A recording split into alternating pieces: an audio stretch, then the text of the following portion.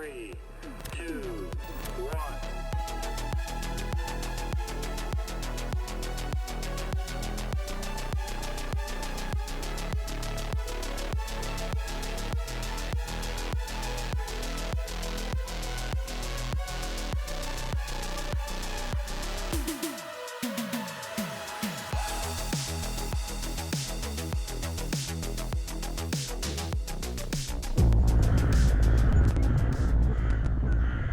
Exorcismos.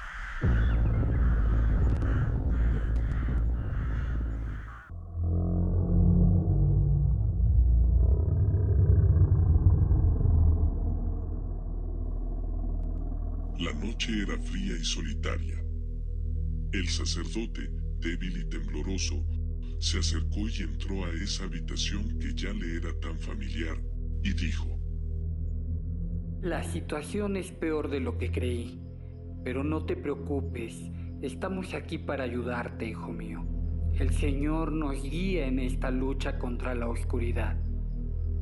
Su aprendiz, entusiasta pero inseguro, le preguntó: Pero padre, ¿y si no podemos? ¿Y si es demasiado poderoso? No te preocupes, la fe es nuestra arma, Dios está de nuestro lado. Vamos a expulsar este demonio. En el nombre del Santísimo, sal de este cuerpo. En nombre del Santísimo, sal de este cuerpo. El cuerpo que se encontraba sujetado en la cama empezó a retorcerse, visiblemente incómodo, mientras una voz aterradora clamaba: ¡No! ¡No me tientes! ¡Aléjate! Silencio, demonio. En el nombre del Señor te ordeno que me digas tu nombre y que salgas de este cuerpo. Sal ahora de este cuerpo. Tonto, ¿crees que puedes expulsarme con tus oraciones? Soy Caboose, el rey de las pesadillas. Este cuerpo es mío y pronto lo serás tú también.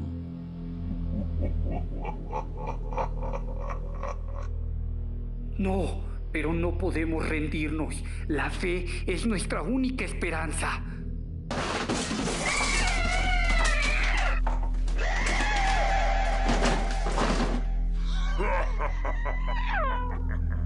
¡He vencido! ¡Esta alma es mía! ¿Dónde está tu Dios? Lo siento, hemos fallado.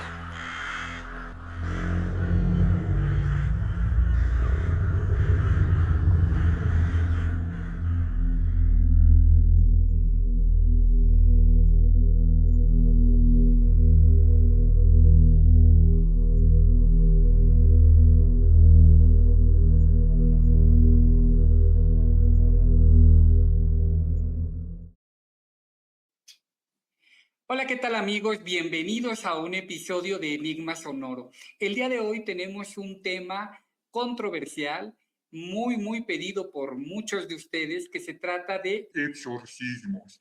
Y para ello voy a presentar, como en cada uno de estos episodios, a mi amigo y coanfitrión César Lugo. Bienvenido, César. Muchas gracias, Julio de los infiernos. Este podcast va a estar muy bueno, sobre todo porque nos han pasado una serie de sucesos para grabarlo que yo creo que vamos a necesitar al final del episodio un exorcismo también. Nos han pasado muchísimas cosas. Ha estado muy interesante grabar el episodio de hoy, pero bueno, quisiera comenzar contándote de un caso que a mí me parece muy controversial. Se trata del caso de Annalise Mitchell, una chica que vivió en la década de los 50 y que a la edad de 17 años fue poseída por el demonio. A ver, cuéntame, suena muy interesante ese caso. Bueno, pues esto ocurre en Alemania, en el seno de una familia católica. La vida de Annalise transcurrió como podríamos decir la vida de una niña ordinaria, que jugaba, que iba a la escuela y únicamente está la singularidad de que sus padres pues eran católicos y acudían a misa 2 veces por semana. Ella era una estudiante prodigio, iba con muy buenas calificaciones y digamos que toda su vida tuvo un desarrollo normal a niveles cognitivo, a nivel físico, y que no dio muestras nunca de tener una condición pues de desarrollo que le impidiera aprender, interactuar, socializar. Era una niña común y corriente. Una niña ¿sí? normal, pues. Una niña normal. Sin embargo, a la edad de los 16 años, Annalise presenta un primer episodio que resulta paradigmático en su historia de vida. Una noche, al irse a dormir, comienza con algo que de primera línea les hizo pensar que era una convulsión. Ella comienza a tener un ataque en el que se mueve de manera frenética, dice cosas sin mucho sentido, se jalonea y bueno, comienza a preocupar a los padres, pero esto se da como un episodio único y aislado. Es al correr del tiempo que este episodio se vuelve a presentar. ¿Sí? Es decir, se presenta una única ocasión y corren algunos meses nuevamente de normalidad como un suceso que se considera irrelevante, pero al cabo de ese tiempo, de unos meses, vuelve a tener un episodio similar. Obviamente esto preocupa a la familia y los papás deciden llevar a Annalise al médico para rastrear cuál era el motivo de estos episodios nuevos y cada vez más frecuentes en los que le ocurría esto a su hija. Y bueno, se hacen estudios médicos, resonancias magnéticas, y la realidad es que en estos estudios médicos no encuentran o no les hace mucho sentido esto que está viviendo esta jovencita, ¿sí? Sin embargo, ellos deciden emitir un diagnóstico porque finalmente, aunque no tienen mucha evidencia a partir de las tomografías que tomaron y los estudios médicos, pues la sintomatología que ella parece presentar les hace a los doctores pensar que se trata de un cuadro de epilepsia del lóbulo temporal, que según un poco lo que estuvimos investigando, pues es como el caso de epilepsia más básica que se conoce, ¿sí? Es lo que podría estar explicando. Ella tenía, ¿sabes si ella tenía visiones, alucinaciones, algo parecido a eso? En esta primera etapa, no, ¿sí? Que era cambio de conducta, aparentes convulsiones. Y eso una fuerza inusitada, pero lo que sí describe Annalise desde el primer episodio es una presencia extraña y de repente el tema de escuchar voces que le hablaban y que la perturbaban demasiado. Pero a diferencia de un diagnóstico de esquizofrenia, donde parece que los esquizofrénicos escuchan las voces dentro de su cabeza, Annalise la describe como un fenómeno que estaba presente en el espacio, es decir, la escuchaba en el lugar en el que ella estaba cuando presentaba estos episodios, pero de primera mano no le dan mucha relevancia a este detalle, sino es al pasar de los meses que esta conducta se sigue presentando y una vez que hay este diagnóstico médico, pues los médicos deciden administrarle fármacos psicotrópicos para ir aliviando sus malestares. No obstante, con el transcurrir del tiempo y ya una vez estando ella bajo vigilancia médica, estos episodios se siguen presentando de manera más frecuente y con elementos adicionales. Cada vez son más violentos. La jovencita comienza a dejar de comer al grado de que llegó a pesar 30 kilos, ¿sí? Caray. Y bueno, pues se le ve demacrada, tiene miedo, no puede dormir, cuando logra conciliar el sueño, tiene pesadillas, escucha la voz, esta presencia que le llama de manera permanente y comienza a dar rasgos de repente de hablar o algo que parecieran otros idiomas, y los padres pues están preocupados porque no saben bien a bien qué es lo que está sucediendo con su hija. Llegado el momento en el que estas manifestaciones se comienzan a hacer cada vez más frecuentes y que el auxilio médico no les ha sido de mucho valor para el padecimiento que ella está sufriendo, pues comienza a instalarse en la familia completa, incluida Annelies, la idea de que posiblemente se trate de una posesión demoníaca. Acuden a su iglesia y el sacerdote de primera instancia les hace la recomendación de acudir al psicólogo, al psiquiatra, para hacer un proceso de descarte de enfermedades mentales o de padecimientos. Para esto ya habían hecho la parte física, ¿no? Entonces faltaba la parte mental. Exactamente. Entonces acuden con algunos especialistas sin mucho éxito, y de forma reiterativa, pues los padres también empiezan a tener el pensamiento cada vez más arraigado de que esto que le está ocurriendo a su hija no es algo natural. Es decir, que la ciencia pueda resolver y explicar, porque se empiezan a agregar elementos como el asunto de que de repente ella hablaba en unas lenguas que los padres no conocían, que ni la misma niña conocía porque no había sido parte de su formación en alguna etapa de la vida, y además de la fuerza inusitada, comienza a hacer comentarios muy específicos sobre aspectos que la jovencita desconocía, incluso de sus propios padres, ¿no? Aspectos que tienen que ver con revelaciones en torno a la infancia, a etapas que no vivió con ellos, y que dadas las características de la información que les revelaba, pues era lógico que la familia no había comentado en ningún momento, ¿no?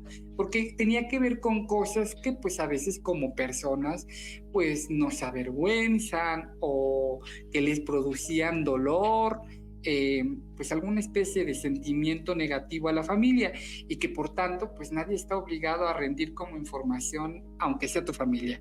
Bueno, la jovencita manifestaba revelaciones de este tipo, lo cual ya se les comenzaba a hacer muy raro a la familia, y es por eso que insisten con el obispo, quien al final determina que sí les va a asignar un sacerdote para investigar si se trata de una posesión.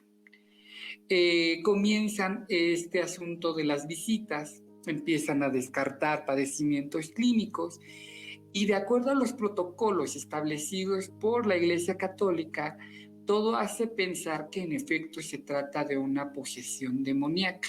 Se presentan 3 elementos que de acuerdo al protocolo son básicos para poder considerar un caso como una posesión. A estos elementos se les puede agregar más cosas, pero estos 3 tienen que estar presentes de manera forzosa. El primero se trata de una fuerza inusitada. El segundo, pues esta manifestación de lenguas reales, coherentes, extrañas, que habla. Y el tercero, pues es la revelación de todas estas informaciones de las que ella no podría tener conocimiento, de gente que incluso no conoce, porque también cuando los sacerdotes se acercan, comienza a hacerles cuestionamientos y a revelar información sobre sus vidas. Y bueno, ellos la conocieron al momento en el que los asignan para este ejercicio de exorcismo. Bueno, esto sigue, a pesar de la ayuda ya de un protocolo por parte de la Iglesia Católica y de practicar estas sesiones de exorcismo, la realidad es que parece un caso perdido. Durante el proceso logran averiguar que se trata de una posesión de 7 demonios, y lo cual significa que pues es una situación sumamente grave. Y esto, en lugar de mejorar, pues parece que va en decadencia.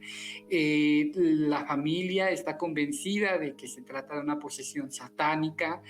Se están de manera continua haciendo estos ejercicios del ritual, pero al final del día solo logran mejorías relativas, días, tal vez a lo mucho, lapsos de una semana en la que ella logra aparentemente una estabilidad, y después continúa nuevamente con estas crisis, estos episodios, al grado de que durante un año se practicaron 65 exorcismos, ¿no? Lo cual es una cantidad pues sumamente estratosférica, ¿no?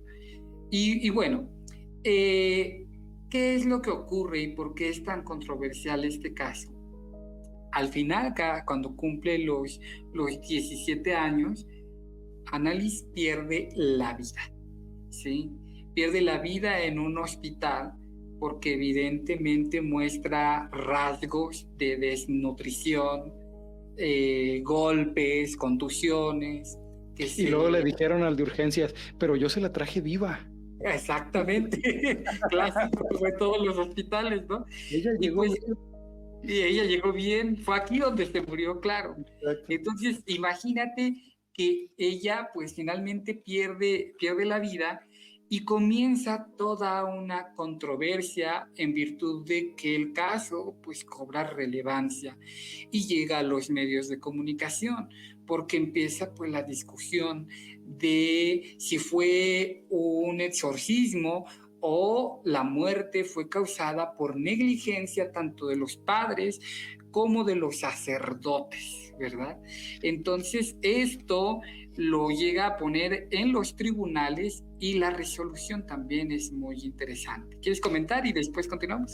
Sí, ahorita me dices a ver cómo terminó ese caso, pero obviamente me surgen muchas dudas con respecto a lo que nos has contado. Supongo que hay muchos detalles que todavía faltan por aclarar.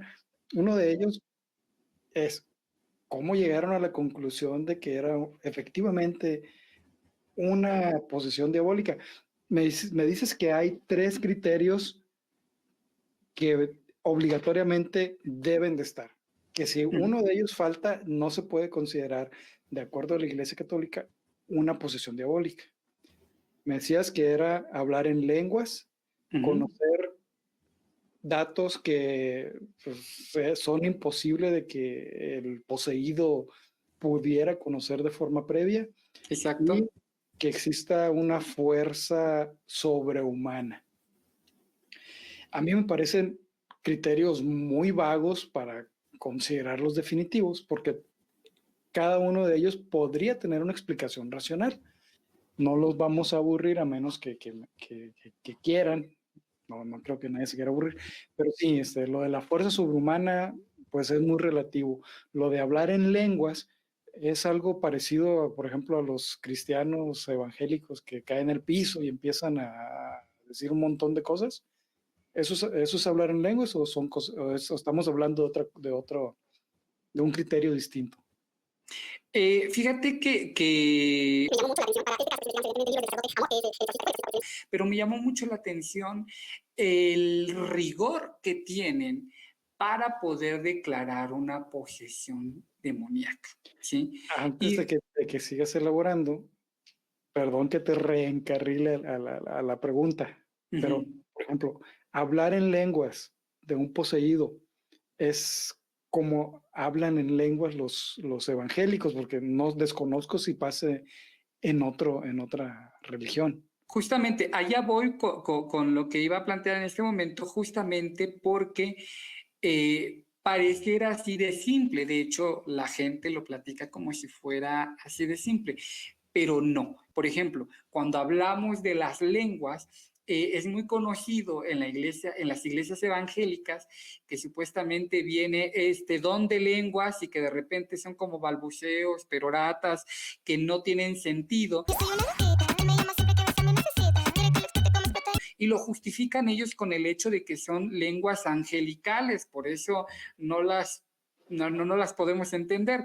Lo cierto es que esto, dice la Iglesia Católica, se parece más, pues finalmente, a episodios que tienen que ver con estrés, con catarsis, ¿sí? Pero no con posesión demoníaca. Es decir, para declarar que las lenguas que se hablan son un signo de posesión demoníaca, deben de ser lenguas que tengan realmente, que sean reales, que estén estudiadas, que tengan unidad de significado. Y no solamente es que diga 2 o 3 palabras de manera difusa, sino que evidentemente se pueda tener conversación con la entidad en esas lenguas, es decir, que se pueda tener conversación y que no necesariamente sean lenguas que el sujeto poseído conoce o estudió.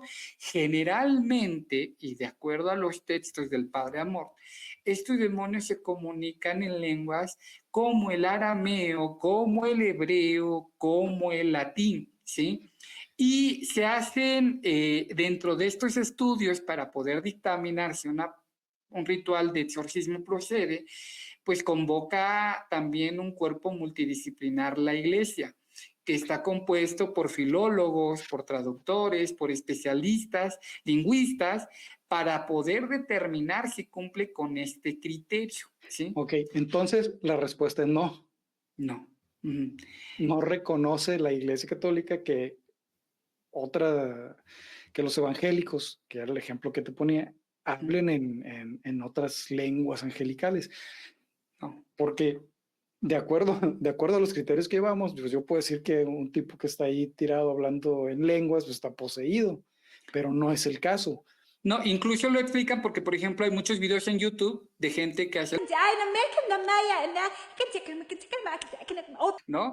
Y dicen, es que que están hablando en lenguas. No, dice la Iglesia, eso no es una lengua, no hay unidad de significado, no se puede conversar, no es que sea eso es más bien una crisis nerviosa, una catarsis, estrés, lo que sea. Que la gente de repente siente estos impulsos, ¿no? Finalmente, porque el ritual de los evangélicos se presta para, pero no estamos hablando propiamente del dominio de una lengua. Una manifestación demoníaca implicaría, por ejemplo, que en mi vida puedo escuchar claramente lo que hablan inglés y que no sé hablar inglés, de repente poseído pudiera hablarlo con singular facilidad y de manera clara y pudiera comunicarme en ese idioma, ¿no? O en cualquier otro que no conozco, ¿no? De manera correcta, ¿sí? Entonces, ese es un requisito. Entonces sería algo que se denomina glosolalia en el término médico, que se refiere a personas que ponen a inventar palabras que no tienen realmente la estructura de un lenguaje, ¿no? Exacto, lo que ocurre con los evangélicos, claro. Sí. Bueno, entonces, esto también lo descarta la Iglesia, dice, deben de ser lenguajes reconocidos y bien estructurados, bien hablados. ¿sí? Ok, entonces esa es otra de las dudas que tenía. Finalmente, me dices que después de que se le realizó una serie de exámenes médicos a Nelisa, a esta chica, se llegó a la conclusión de que tenía una enfermedad, sí se realizó un diagnóstico, pues, que tenía una epilepsia del lóbulo temporal.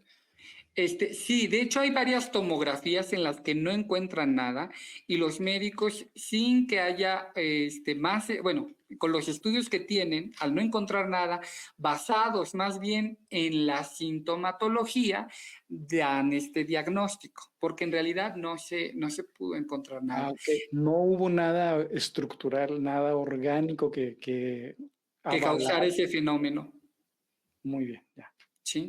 Y bueno, pues al final del día, después de un año, después de 64 exorcismos, 65, Annelies es llevada con 30 kilos, con golpes, con contusiones, con desvelada, sin dormir, malnutrida. Es llevada al hospital y fallece en el hospital. Y bueno, ¿Cuántos años tenía? 17 años. 17 años. Y el caso pues se vuelve mediático, controversial, porque evidentemente pues el Estado acusa a los padres y a los sacerdotes, padres me refiero a su papá y su mamá, y a los sacerdotes, de negligencia y de haber propiciado el tema de pues su muerte de manera indirecta, ¿sí? Y lo que llama mucho la atención es el juicio y los elementos que cada una de las partes pone sobre la mesa, ¿sí? Para esto vale la pena aclarar un detalle que me parece interesante. Cuando la Iglesia declara que una persona es víctima de posesión y que se le va a practicar un exorcismo, distingue entre el sujeto y el demonio que lo poseyó, ¿sí? Y esta aclaración es importante porque si en este momento tú fueses poseído por algún demonio y yo llego y te pego, te cacheteo para que te controles. Mira, eso solamente fue una excusa que yo usé para que me dejaran entrar. A lo que yo vine fue a esto. Y luego tú me quieres reclamar, pues yo lo que te digo es que no te pegué a ti. Le pegué al demonio que en ese momento estaba invadiendo tu cuerpo, ¿no? Es muy conveniente, ¿no? Bastante, diría yo. Ok, muy bien. Sí, Otro sí. elemento que me parece también interesante es que quien estuvo al frente de la defensa de los sacerdotes y de los padres de Annelies fue un abogado famoso y especialista en crímenes de guerra. O sea, no fue cualquier abogado. Bueno, ¿qué elementos presentan? Bueno, para empezar, ellos se defienden con que en los estudios que Annelies presentó en vida no hubo claramente un diagnóstico, o al menos con los elementos que tenían los doctores en ese momento, que en la autopsia, cuando se practica también el estudio, no encuentran actividad epiléptica en el cerebro y según esto, pues se tiene que ver reflejado cuando hacen esos estudios. El siguiente elemento presentan testimonios de que Annelies estaba convencida de que estaba poseída y que ella misma, en conjunto con su familia, optó por rechazar el tratamiento médico y abrirle la puerta finalmente a este enfoque religioso del exorcismo, ¿sí? Entonces, ella lo solicitó. Y bueno, hay testimonios y hay grabaciones que pues son por demás perturbadoras. Vamos a escuchar una grabación en estos momentos del caso real. ¿Te parece? A ver, vamos a escuchar. Die müssen als Priester erkennbar sein. Und zweimal kapiert. Die noch in dem Scheißbuch steht drin. Citas ad Ecclesia drin.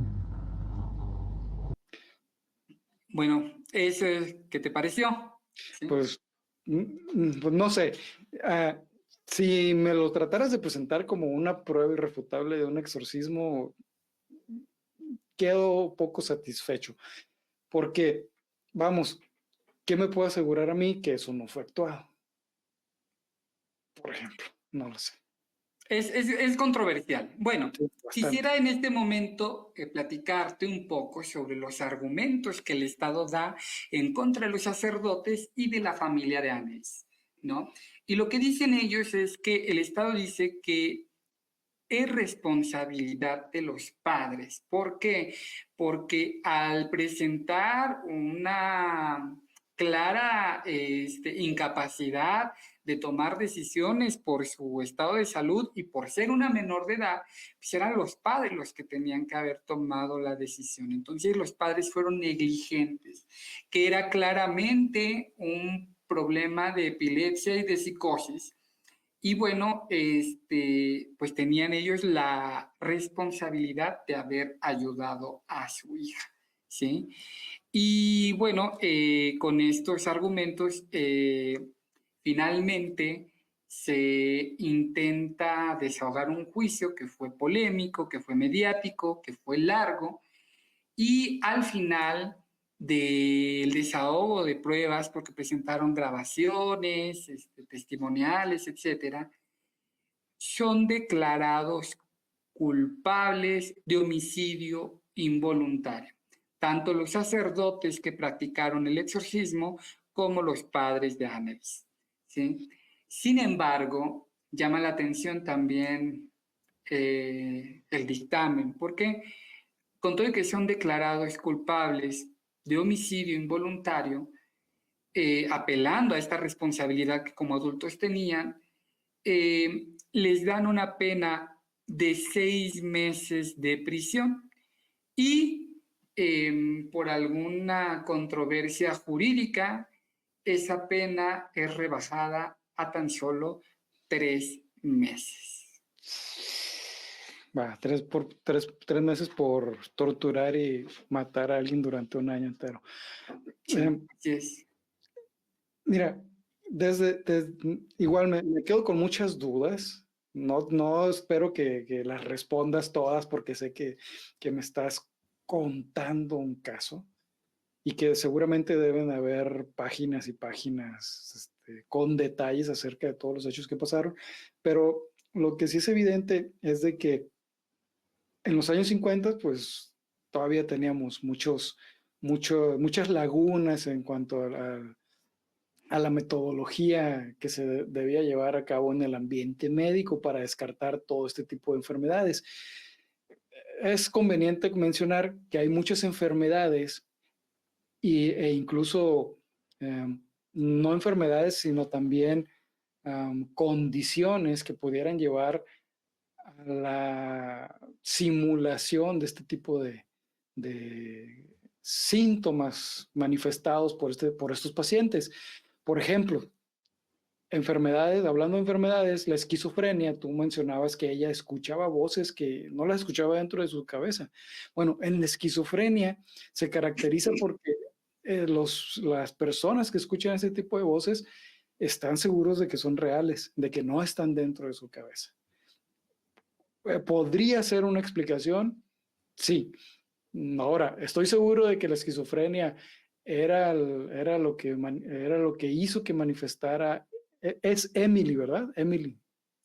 Anneliese. Anneliese, todo este tipo de situaciones, pues obviamente no, porque es un caso que no me es familiar, que me parece lejano y el que no tengo documentado. Si tratara de dar una explicación, obviamente que mi primera explicación sería descartar algunas enfermedades o algunos procesos orgánicos que probablemente pasaron desapercibidos al equipo médico de ese entonces. ¿Qué quiere decir? Que no dieron con el diagnóstico correcto, también es una posibilidad.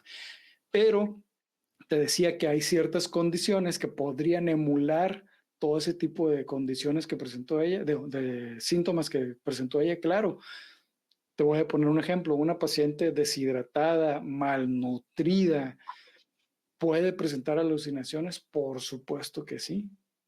Entonces, incluso la sola presencia de fiebre, y eso mucha gente puede haber pasado con ello, te hace susceptible a presentar alucinaciones.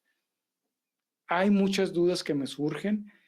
Si es un caso o no real, yo me diría, dada mi naturaleza escéptica, si quieres ponerlo así, a que la respuesta es no, que no fue un exorcismo, porque aparte de los testimonios, que ya lo he comentado anteriormente, es la forma más baja de evidencia que puedes obtener. No hay ninguna otra cosa que te pueda llegar, al menos desde mi punto de vista, que te pueda hacer llegar a la conclusión de que efectivamente era un hecho sobrenatural. También entiendo que desde el punto de vista católico, religioso, está justificado y me dices que efectivamente es uno de los casos que se consideran legítimos, ¿verdad? Sí. Bueno, no sé. Sí, dime. Qué bueno que me tienes esa consideración, porque ahí donde me ves, no soy sacerdote, esto es un traje cuello Mao, y un tarado me dijo que sí iba a unos 15 años. Ok, entonces, definitivamente es un caso controversial. Entiendo el punto de vista del Estado y si te tuviera que elegir un lado aquí en este caso, sería definitivamente el del Estado, ¿no? En el que tiene que basar una conclusión en los hechos disponibles y no en cosas sobrenaturales que no eres capaz de demostrar. Y fíjate que aquí también, cuando se alegaba que pues ella estaba convencida de que era una posesión diabólica y todo esto, pues también el juez valoró, ¿no? Y dijo, pues que se trataba de un sesgo cognitivo, como muchos que existen, como el sesgo de confirmación, ¿sí? Si tú vives en un contexto donde la explicación es que es obra del diablo, pues evidentemente lo adjudicas a eso, ¿no? Es como la gente que lee el horóscopo y si dicen, hoy todo va a ser malo y vas a tener problemas, pues seguramente es un sesgo de confirmación. La primera cosa, por diminuta que sea, la vas a dar como parte de esos problemas que ya había presagiado el horóscopo, ¿no? O como decir, por ejemplo, que padecemos una infestación demoníaca en este episodio porque batallamos con una serie de irregularidades y vicisitudes para poderlo grabar el día de hoy, y que lo mismo ocurrió cuando hablamos del episodio de brujería, ¿no? Es un sesgo de confirmación, ¿no? Un sesgo cognitivo. Yo lo resumiría de esta forma. Cuando lo único que tienes es un martillo, todo parece un clavo. Claro, por supuesto, estoy de acuerdo. Entonces, si vives en un contexto religioso donde la explicación a todo lo malo que te sucede son los demonios, ante la presencia de cualquier situación que manifieste cosas parecidas, tu respuesta va a ser, son demonios. Fíjate que no es que defienda como tal a la Iglesia Católica, sin embargo me parece que hoy día su protocolo es interesante e intenta apegarse más a un procedimiento de manejo científico mucho más apegado a eso que otros. ¿Y por qué? Te lo comento por el caso que viene a continuación y donde de repente dices, bueno, al menos los católicos han avanzado ya en poner algunos puntos clave para poder descartar, poder poner filtros, etcétera, ¿no?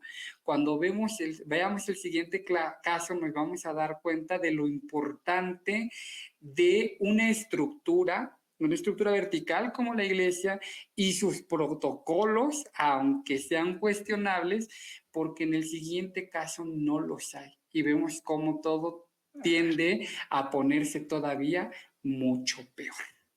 ¿Sí? ¿Te parece?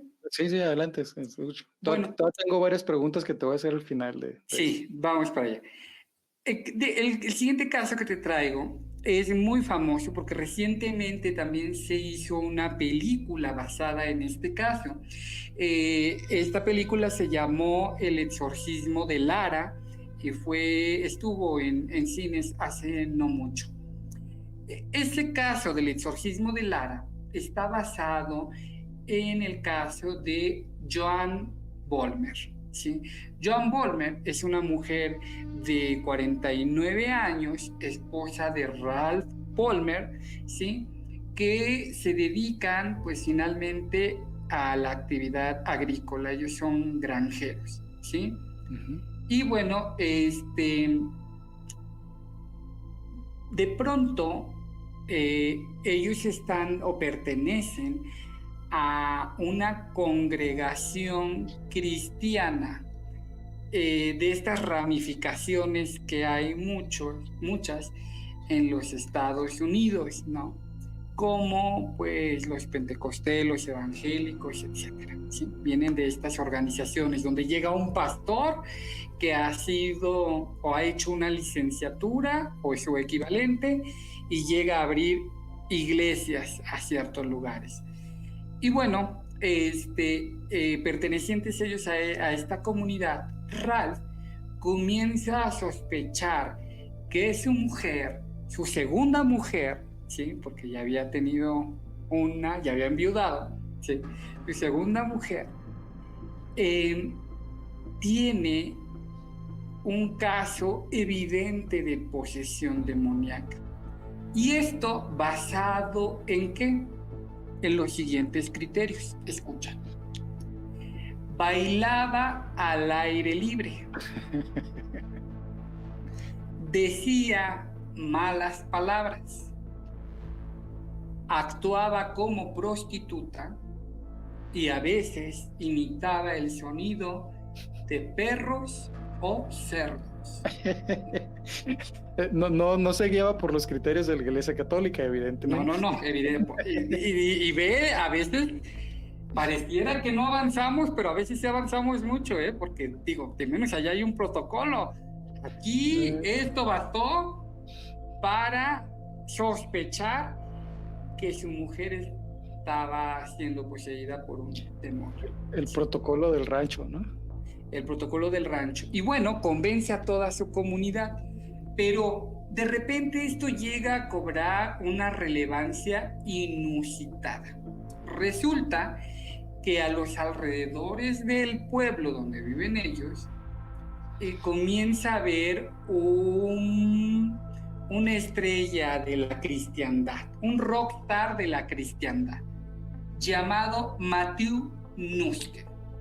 Matthew Nuske es un líder religioso perteneciente a este tipo de organizaciones cristianas, carismático, que en esa época se vuelve una bomba, teniendo muchos seguidores, porque hace estos prodigios que son fetiche ahora y característicos de ese tipo de congregaciones, como la de poner las manos sobre las personas y que se desvanezcan, ¿no? Porque sienten una presencia mística, la imposición de mano, el don de lenguas del que hablabas hace rato, ¿no? Bueno, casi resucitaba muertos Matthew, que ¿no? ya vimos uno en el podcast pasado, si te acuerdas. Exactamente. Y bueno, el tema es que este líder tan popular, cuando ya esta congregación de Ralph tiene la idea de que Joan está siendo poseída, pues qué mejor nos puede pasar a todo el pueblo completo más que venga este pastor casi santo, bendito, a practicarle el exorcismo hasta acá. Bueno, en este ejercicio comienzan a amarrar a Joan. Evidentemente siguió insultándolos, ¿no? Que la tenían amarrada, la tenían incomunicada, no le daban de comer y comienzan esta serie de exorcismos donde preside Matthew los rituales que constan en recitar salmos de los evangelios para poder sacar esos demonios. Y bueno, estos rituales se hacen colectivos, pasan horas, días completos, él presidiendo los rituales y toda la comunidad de feligreses apoyándolo. Este detalle es muy importante porque esto ocurrió a la vista de todos, ¿sí? Mientras veían cómo pues esta mujer era martirizada, golpeada, amarrada, insultada, denostada, como justificación para poder expulsar el demonio. En su pasión, porque es un líder carismático y se caracterizan por ser pasionales, llegan a los insultos, ¿no? Todo el tiempo Ralph, hay un momento incluso en el que narran que él se quiere rajar, dicen, no es justo lo que le estamos haciendo, pero le dicen, te está faltando fe, tú nos trajiste, el diablo también se te está metiendo, así que no hagas nada para defenderla, porque eso sería manifestación de que tú también estás endemoniándote. Entonces Ralph finalmente termina accediendo a todo lo que la comunidad dice, y dentro de estos rituales pues es violento, se golpea, se deja sin comer, empieza a estar malnutrida, empieza a estar, la tienen amarrada, hasta que llega el momento en el que este líder le fractura el cartílago de la tiroides y ella muere, según la autopsia, de un infarto. O sea, si le fracturó el cartílago de la tiroides era porque la estaban ahorcando tan fuerte que le fracturaron la tráquea. Y el infarto pues seguramente fue secundario al estrés, a la dificultad respiratoria, a la hipoxia, y como dicen, se le paró el corazón. Pues sí, todos Claro. los que se les para el corazón, pero lo único que evidencia era que el maltrato fue severo y extremo. Sí, así es. Y bueno, pues al final del día, pero no para ahí, se pone peor todavía. A ver, cuenta. Una vez que ella muere, de acuerdo a Matthew, no murió. Solo pasó que en ese momento el demonio fue expulsado. Pero ella, porque a mí Dios me dio su poder y me escucha, ¿sí? Ella se va a levantar. ¿Sí? Pues Y que entonces, no están viendo que ya se le salió el diablo, ya se quedó callado. ¿crees o no crees en Dios? Si crees en Dios y yo soy su conductor, su conducto, ¿sí? Debes de creerme a mí. Y yo te digo que si tú tienes la fe tan fuerte y te entregas a la oración, ella se va a levantar. Como Lázaro. Como Lázaro. Y se entonces... Y andó. Okay. Y andó. Pues resulta que con esta promesa y ante este ferviente deseo de ver la manifestación de Dios, la comunidad religiosa completa se queda junto con Matthew orando por 3 días, con el cuerpo descomponiéndose en temperaturas que en el lugar alcanzaban hasta los 40 grados, ¿no? Entonces comienza a descomponerse el cuerpo. Alguien, no podemos decir si sensato o no, porque creo que lo sensato era haberlo hecho antes, pero alguien antes de que empezara todo el desmadre, ¿no? Pero ya en el borde de la locura alguien tiene una chispa de racionalidad, dice como que no se va a levantar, como que ya huele feo y como que nos timaron, ¿no? Reporta el caso a las autoridades, quienes se presentan a arrestar a todos, ¿no? Los involucrados, y pues evidentemente ella no resucitó, ¿sí? Y bueno, este caso pues es una referencia de lo que hace la histeria colectiva, pero lo peor fue que como en el caso anterior, ¿no? El carisma, el poder de los líderes religiosos es capaz de llegar a tener arreglos con las autoridades o a gozar de ciertos privilegios jurídicos que los mundanos no tenemos, porque el máximo que le dieron a Matthew y a Ralph fue de 6 meses en la cárcel, ¿sí?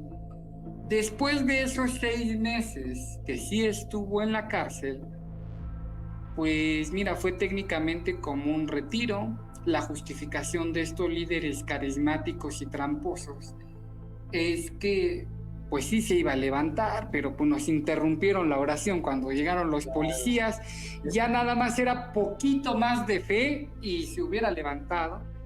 Y con este argumento no solamente sale libre a los 6 meses, sino que todo eso da para que se pueda separar de la organización religiosa que lo regulaba y fundar su propia iglesia. Ese es un buen líder. Imagínate, ¿no? Te diría que me extraña, pero no es así. Yo te voy a decir una cosa que sí te va a extrañar, porque pareciera que hablábamos hace rato del caso de Annalise, de un caso en los 50. Esto que te estoy narrando ocurrió en Estados Unidos en los 1993. Es decir, ya compartíamos la luz del sol nosotros con ellos. Claro, en distinta posición del planeta. Hay gente que nos escucha que todavía no había nacido, cálmate. Sí. Pero sí, nosotros ya estamos viejos y ya para los 90 ya teníamos uso de razón. Sí. Pues qué triste, te diría que otra vez que me extraña, pero no, para nada. Muchas cosas de las que nos has contado el día de hoy pudieran parecer incluso risibles si no fuera por lo trágico que son. Perdonen si me he reído, pero es más bien una risa incrédula. O demoníaca. Demoníaca puede ser. Pero bueno, yo solo quería comentarte que dentro del ámbito médico, la OMS precisamente, y su CIE, que es la Clasificación Internacional de Enfermedades, que es una forma de clasificarlas, perdón la redundancia, es para llevar estadística y obviamente un control de todo lo que se ve a nivel mundial. Todos los hospitales actualmente deberían de llevarlo, la mayoría lo lleva. Y cuando alguien te llega con un diagnóstico, bueno, cuando haces un diagnóstico en un hospital, a la hora de estarlo registrando, tienes que poner esa clasificación. Actualmente ya está automatizado, entonces cuando tú estás escribiendo, por ejemplo, apendicitis, te aparece una lista con diagnósticos similares y ahí tienes que seleccionar tú cuál es el correcto, porque no todos los médicos le llaman de la misma forma a una enfermedad, por curioso que pudiera parecer, ¿no? A lo mejor en tu escuela te lo enseñaron con un nombre y luego resulta que en la clasificación internacional de enfermedades lleva otro. Se da el caso de que tú quieres hacer un diagnóstico muy específico y en el CIE-10 no viene de la forma tan detallada como quisieras tú describirlo y tienes que englobarlo dentro de algo más general. Son ya cuestiones técnicas. Lo que quería decir es que la Organización Mundial de Salud tiene una clasificación para este tipo de situaciones. Se le llama posesión demoníaca y es una forma del trastorno disociativo que antes recibía el nombre de histeria, ¿no? Está histérica, la mujer está loca, En fin, dentro de esta clasificación el código está como F44.3, trastorno de trance, o F44.81, trastorno de la personalidad múltiple, también conocida coloquialmente como demonopatía o demonomanía. Solamente para hacer hincapié de que dentro del ámbito médico se le tiene consideración a este tipo de situaciones. Si a algún médico le llega un paciente con esta manifestación a un hospital, no le va a poner, está poseído por los demonios en el diagnóstico, sino que tiene que registrarlo de acuerdo a esta clasificación y le va a poner, pues, trastorno de trance, trastorno de la personalidad múltiple o de monopatía o de monomanía. Bueno. Claro. Ahora, también mencionabas al padre Gabriel Amort, que es una celebridad dentro de la Iglesia Católica. Ya le han sacado una película recientemente, 2 creo ya, ¿no? Sí, ya. Con ese actor Russell Crowe. Pero yo te quería mencionar algunas curiosidades acerca de su personalidad. En 1990, él fundó la Asociación Internacional de Exorcistas. Fue una organización que presidió hasta su retiro, hasta el año 2000, cuando cumplió los 75 años de edad. En el año de 1985, el cardenal Hugo Poletti, vicario general de la diócesis de Roma, lo nombró el exorcista del Vaticano. Y de acuerdo a la Agencia Católica de Noticias, a lo largo de 30 años realizó 70,000 exorcismos. Sacando cuentas, en 30 años tenemos 10,950 días, lo que nos da un promedio de 6.39 exorcismos al día, lo que a su vez nos dice que llevaba a cabo un exorcismo cada 3.7 horas. Suponiendo que no iba al baño, que no comía, que no dormía y que no hacía otra cosa más que exorcismo. Mi pregunta es contigo, ¿cada exorcismo es un demonio? Porque, digo, llevar a cabo 70,000 exorcismos, de acuerdo a las cuentas que estoy sacando, es técnicamente imposible, ¿no? La verdad es que no tengo claro cómo los cuenten, si sea por exorcizado o por demonios, porque por ejemplo en el caso de Annelies dictaminaron que eran 7 demonios los que tenían, ¿no? O por evento, por exorcismo practicado, no por sujeto, sino por exorcismos, porque por ejemplo ella era un caso con 7 demonios con 65 exorcismos en un año. Entonces ahí no sé cómo lo cuenten, ¿no? Entonces, puedo decir, hice un exorcismo sin sacar al demonio. Sí. Muy bien, Sí, muy bien. porque ojo, esto, el exorcismo, no hay, ¿cómo te diré? Una temporalidad, no es como que te prescriban, usted con unos 3 exorcismos queda, no, usted con unos 4, no, su demonio sí está muy cabrón, le voy a aplicar 20, no, o sea, es muy variado, el mismo Padre Amor relataba que había casos donde el exorcismo era por única vez y había casos donde se trataba de algo mucho más complejo. Me gustaría darte un paseo rápido sobre lo que el Padre Amor considera la acción de Satanás en la tierra y que nos habla de los diferentes niveles, digamos, en los que el diablo, Satán, la figura del ángel caído, pues actúa en contra de los seres humanos, ¿sí? Retratando un poco cuál es la cosmovisión que predomina en el catolicismo para posteriormente pues, hacer algunas distinciones. ¿Te parece? A ver. Bueno, el Padre Amor, bueno, primero lo que hablan es que evidentemente Satanás tiene el poder, el conocimiento y la potestad que Dios le dio, porque es un ángel rebelde que se quiso elevar por encima de la autoridad de Dios y pues bueno, por eso está condenado al averno, ¿verdad? Pero él tiene conocimiento y tiene poder. En tanto, creación de Dios, su poder está, digamos, mermado, ¿no? Subordinado a la autoridad máxima que es la de Dios. Uh-huh. Por eso Dios es omnipresente, que es una tesis de teología que se sostiene siempre, ¿no? Dios es omnipresente, está en todos lados, y Satanás no, Satanás es como cualquiera de nosotros. Sin embargo, Satanás sí tiene sus subordinados, sus cuates, sus demonios, para acabar pronto, ¿no? Okay. Mientras Dios está en todos lados, Satanás es como un secretario de Hacienda y los demonios como todos los que están ahí generando las multas y recargos, ¿no? Entonces, es decir, no tiene tanto poder, pero tiene un poder y lo ejerce y se hace ayudar por estos demonios. Bueno, ¿cuál es la acción de Satanás? ¿Sí? Dice, la primera y la más importante que aparece en todos los textos bíblicos es la de tentarnos al mal, ¿no?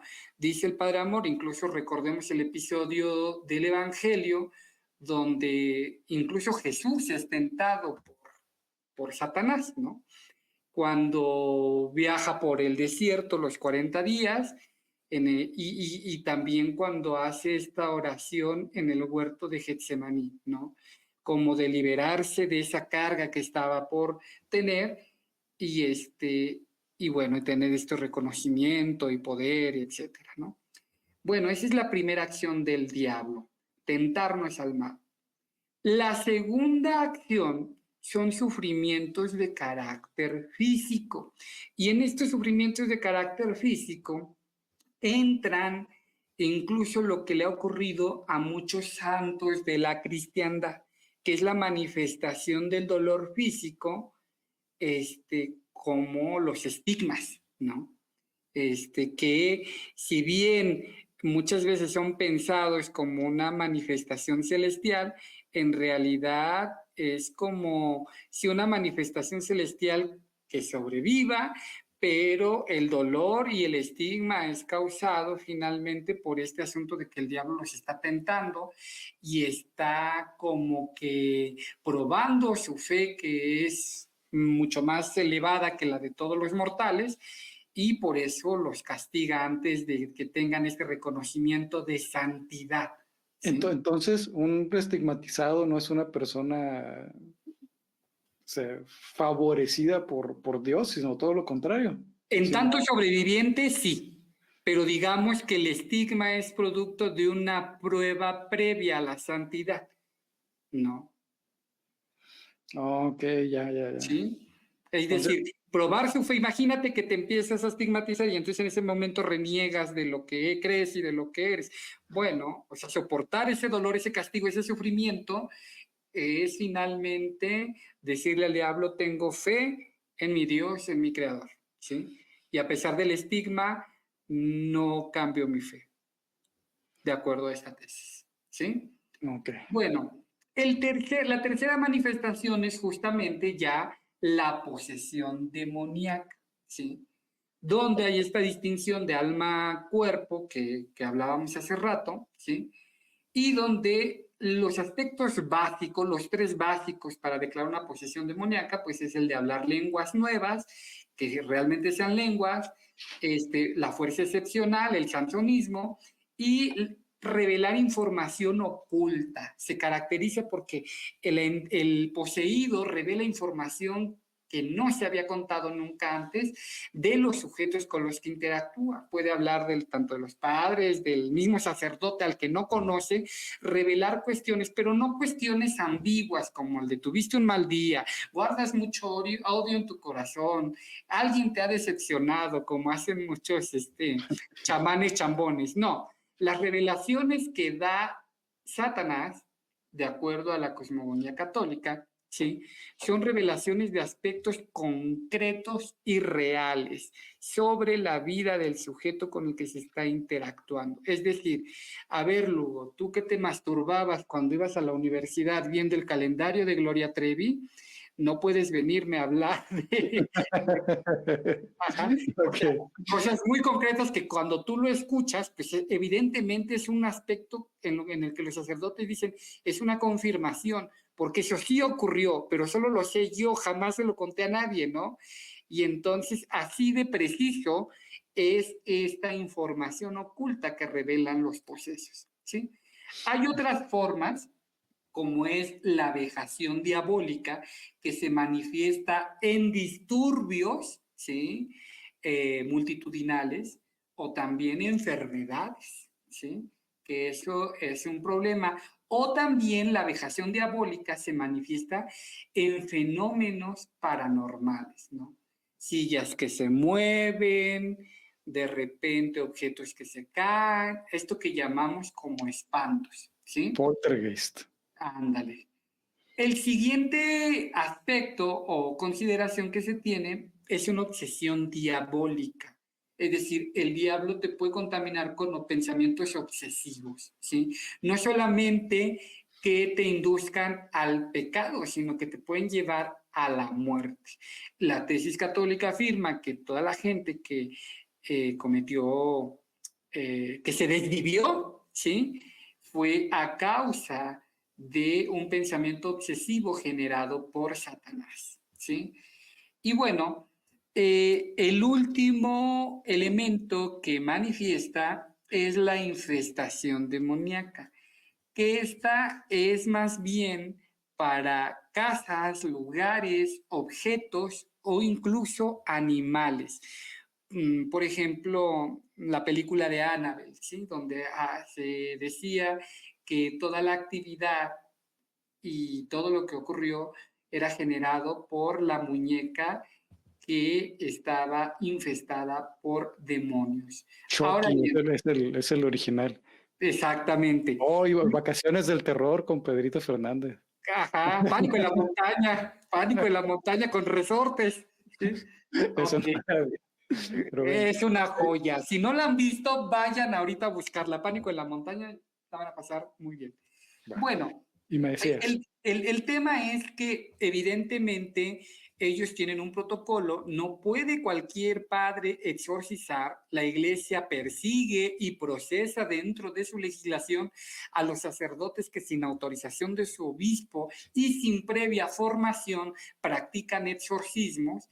Y incluso hay documentos que me parecieron muy interesantes por parte de los jesuitas, que son los que más han escrito al respecto, donde les ponen unas sanjuaneadas de ensueño, alegando que su fe es tan endeble como para necesitar la demostración de Satanás en la tierra como confirmación de la existencia real de Dios. Y les entonces dice, no cualquier persona puede hacer un exorcismo. no, de acuerdo al canon católico, no. ¿Por qué? Porque se requiere del conocimiento de cierto, no nada más, dice, no nada más es recitar los salmos, no es la oración o la palabra dicha, sino es este proceso de preparación de que tiene que ser dicha por alguien que tenga autoridad moral, ética y sobre todo fe, que su fe no claudique cuando se presenta este miedo que se puede tener ante alguien que está revelando tus verdades ocultas. Y bueno, también dicen que estos exorcistas deben de pasar por una formación académica que esté integrada por conocimientos y certificaciones en psicología, en medicina, en psiquiatría, ¿sí?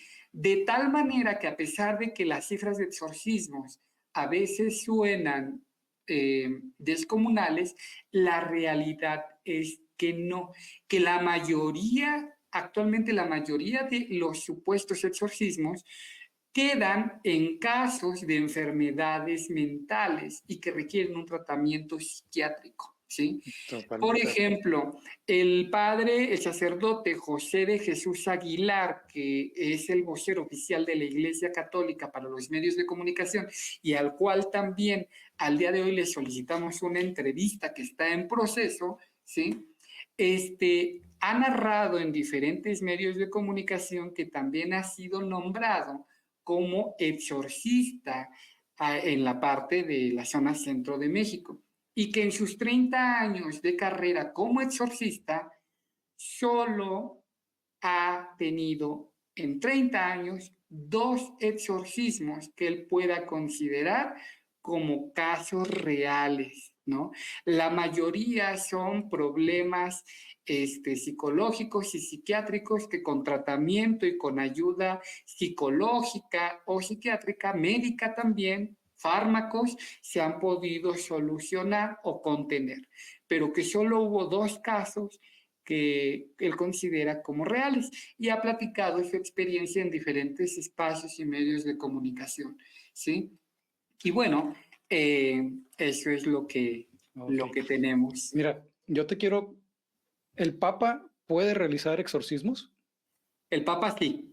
Sí. Tiene que ser ¿Sabes? sacerdotes nombrados por el obispo, pero el proceso tampoco es de que al obispo se le antoje. De hecho, todos los nombramientos proceden desde el Papa, ¿sí? Ok, Y el o sea, Papa es el único que sin ser nombrado exorcista tiene autoridad para exorcizar.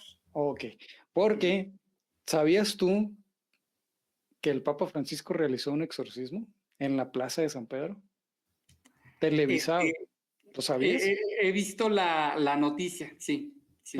Ok, yo pensé que me ibas a decir que no, pero te cuento rápidamente, ya para finalizar este episodio. Sí.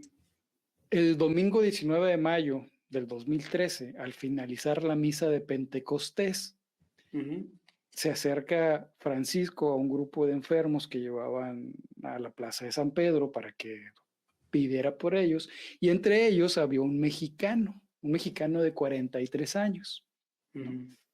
que llevaba 14 años luchando contra los demonios que nadie le había podido sacar.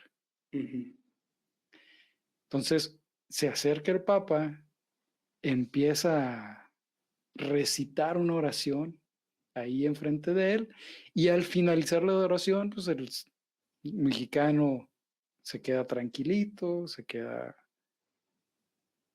liberado. Sin embargo, porque este episodio fue televisado y se hizo popular entre la gente, más entre los mexicanos, porque era un compatriota, sale el portavoz del Vaticano, Federico Lombardi, y declaró: el Santo Padre no pretendía hacer ningún exorcismo. Como hace con frecuencia con las personas enfermas y con los que sufren, ha querido sencillamente rezar por una persona que sufría y que le habían presentado. Esa fue la declaración oficial del Vaticano. Sin embargo, sale el Papa Mort y dice que sí fue un exorcismo. El padre Amor, ajá. El Papa, el padre Amor, ¿verdad? Que sí le había hecho un exorcismo, porque un exorcismo es aquello que uno hace poniendo las manos sobre la cabeza de una persona y rezando sin necesidad de recurrir a fórmulas escritas, replicó. Entonces, dice él que sí. Muy bien, el segundo casito que te traigo es sobre un exorcismo, porque ya me habías dicho que se pueden realizar posesiones demoníacas en objetos.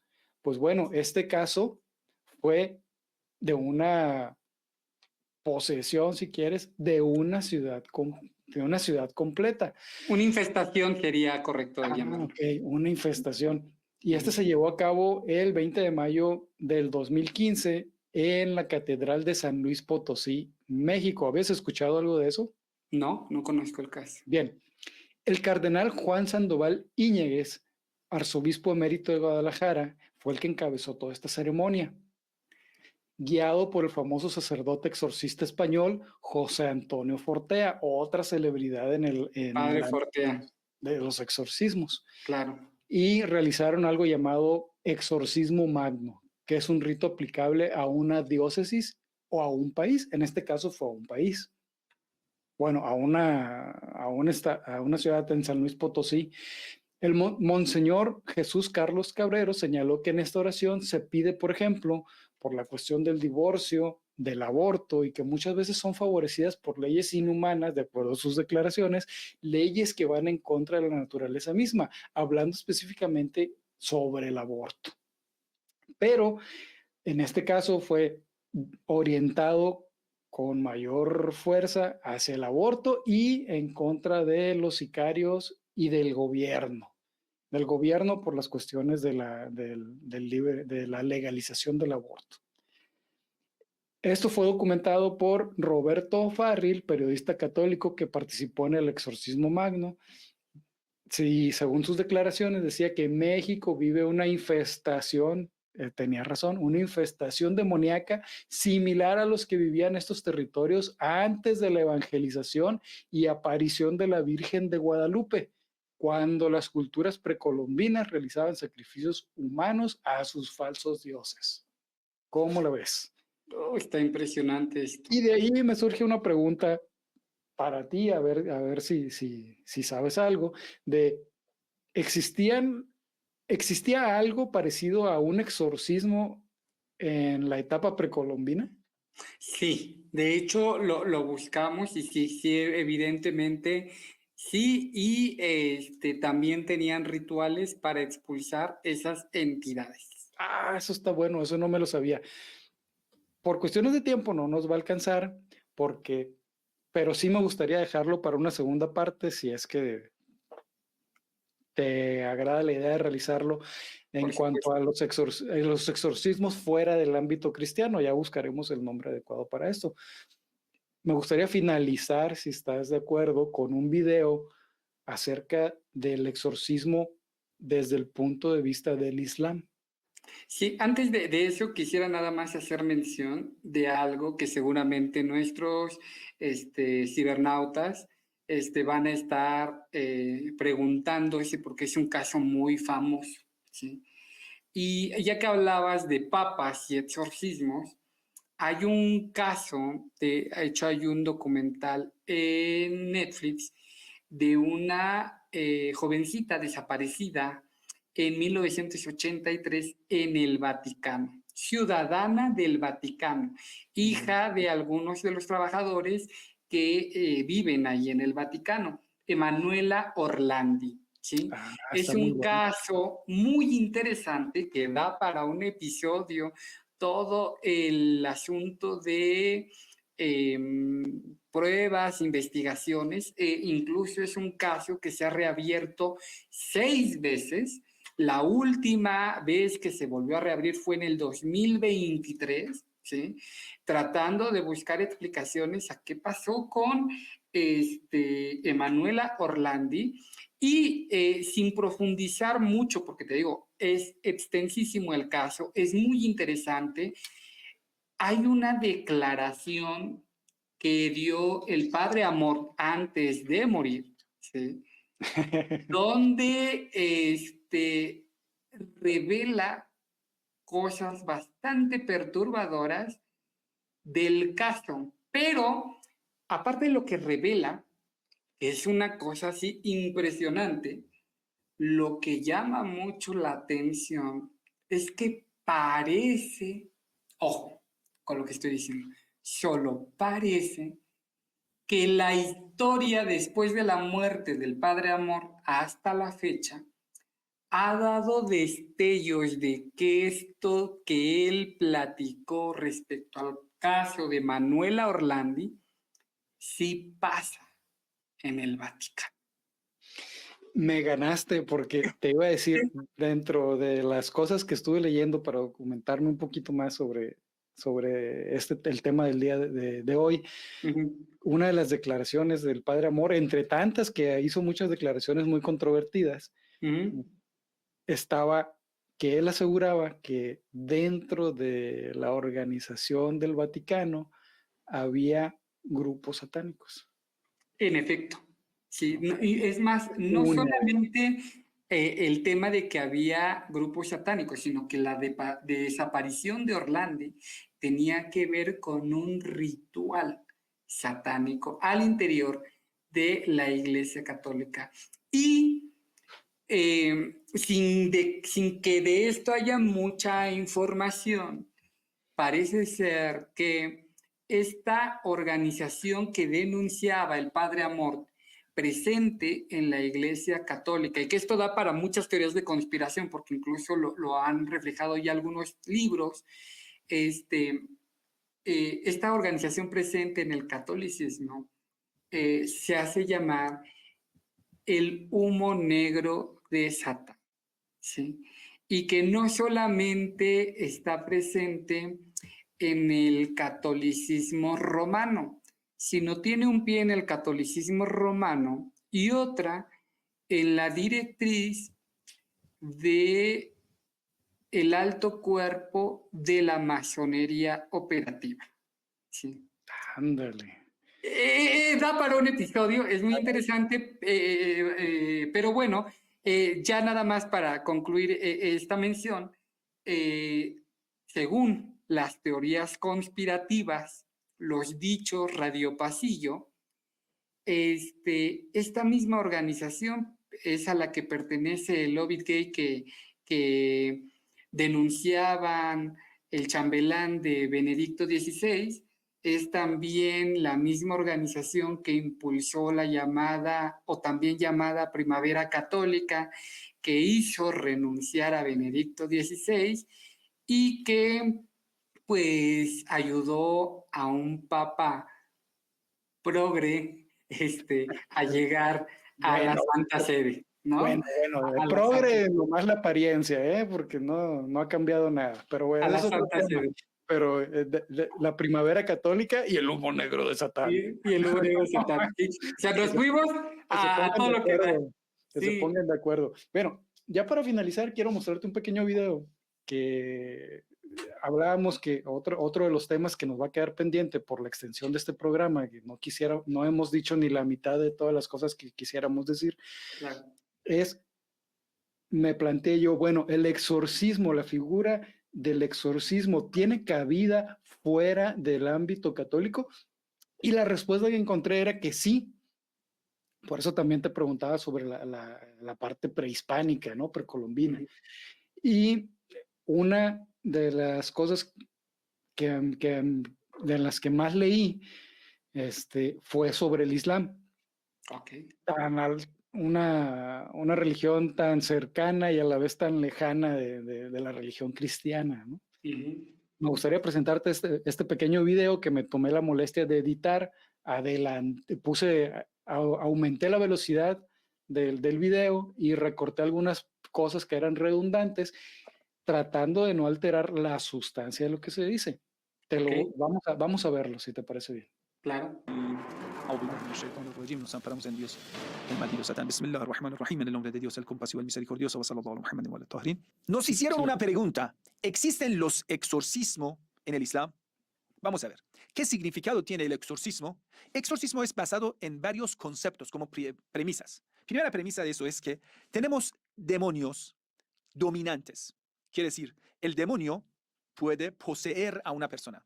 Entonces una persona va a ser poseída. Entonces un tipo viene como exorcista y va a expulsar a los demonios de una persona poseída. Muy bien. ¿De dónde viene ese concepto? En la antigüedad, cuando veían una persona tiene fiebre o tenía por algunas enfermedades psíquicas, una persona se enloquecía.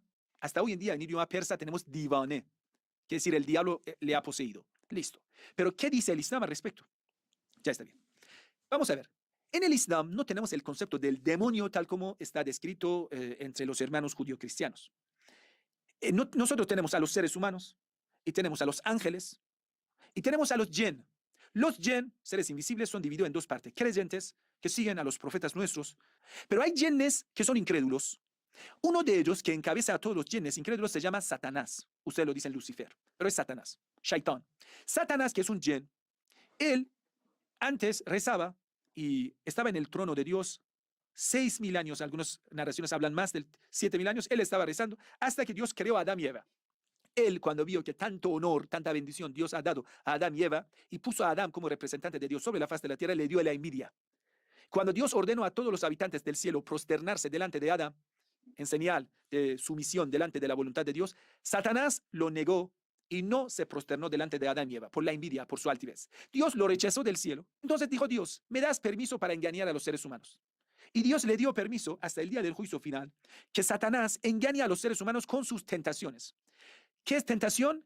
Alcohol, cerdo, sangre, carne no sacrificada, la música haram, la música que es conveniente, fuerte, la música fuerte que es conveniente a la danza, la persona que está pervertiendo la tierra de Dios, la persona que defiende la ideología de género, la persona que quiere corromper a la sociedad, quiere poner a todo el mundo LGTB, quiere destruir a la tierra de Dios. Todos ellos son ejércitos del diablo, pero el ejército voluntario. Tentaciones no te pueden quitar libre albedrío. No, sigues con libre albedrío. Tú puedes elegir, pero nunca te va a obligar. Entonces, el concepto de poseído, que es decir, una persona ya no, el cuerpo es del diablo ya. La persona ya no está en ese cuerpo. Ese Juan que yo le estaba hablando ya no está. El diablo que habla por la boca de Juan. Eso no lo tenemos. El concepto poseído era un juego por la iglesia durante mucho tiempo. Las personas que querían engañar y negociar con la ignorancia de la gente lo van a negociar. Dice, me lo pagas para hacer exorcismo. Eso es pura mentira. Es un negocio grande y que lamentablemente de esa ignorancia de la gente, algunos, yo los llamaría los abusadores en el nombre de la religión, abusaron de esa ignorancia y llenaron sus bolsillas. Bueno, ¿qué opinión te merece? Hay un diablo en mí que quiere salir, que me explota la cabeza y que me hace sudar, que me pone todo loco y que me... Oye, está cañón. Mira, me cayeron, por eso me voy a misa, oye, porque nada más me la paso esquivando piedras todo el tiempo. Hasta parece que me conocen tú. Pues mira, es muy interesante. Sí hay variaciones sustanciales entre cosmogonía y cosmogonía. Por ejemplo, te voy a platicar un poco. El judaísmo refiere a algo de pronto muy parecido a lo que nos acabas de presentar, ¿no? A ver, ¿cómo qué? Por ejemplo, el judaísmo lo que sostiene, primero, los rabinos están muy encabritados porque en los últimos años con las redes sociales se han distribuido videos de posesiones satánicas judías, ¿no? Y de exorcismos judíos. Y bueno, lo primero que dicen, Perdónate que avance. Cuando te refieres a exorcismos judíos o posesiones judías, son posesiones que únicamente le podrían pasar a alguien judío, judío de raza, judío de religión. O sea, yo no podría ser un poseso judío, obviamente. Sí, y te voy a decir por qué, por las singularidades que vamos a hablar ahorita, A ¿no? ver. Primero, dice que todo eso que ha pasado, que está en redes sociales, no solamente son rituales falsos, sino que también son judíos falsos. Y un poco para que me entiendas, te voy a decir que en el judaísmo sí existe, bueno, igual que en las otras religiones, hay corrientes, ¿no? Hay corrientes mucho más liberales, inclusivas, que se adaptan mejor a los discursos y a los tiempos, pero también está la rama ortodoxa, ¿sí?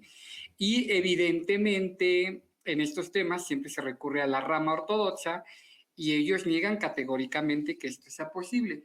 Para la cosmovisión judía, el demonio evidentemente existe, pero ni el demonio ni sus demonios chalanes vienen a atormentar a los humanos porque ellos están muy ocupados con el engaño. Entonces, un demonio es una fuerza tan grande, tan potente, que nos destruiría si en un momento decidiera manifestarse en nosotros.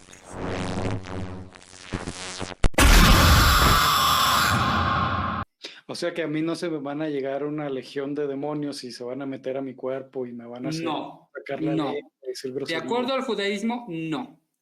¿Qué entonces, qué es lo que te atormenta, qué es lo que te espanta, qué es lo que se mete? Algo llamado dibut. Ajá. Los dibut. ¿Qué son los dibut? La palabra dibut viene del hebreo, evidentemente, y se les llama adhesión o adhesiones, ¿sí? O los adheridos, ¿sí? ¿Y qué son estas adhesiones o adheridos? Lo que sostiene la cosmogonía hebrea es que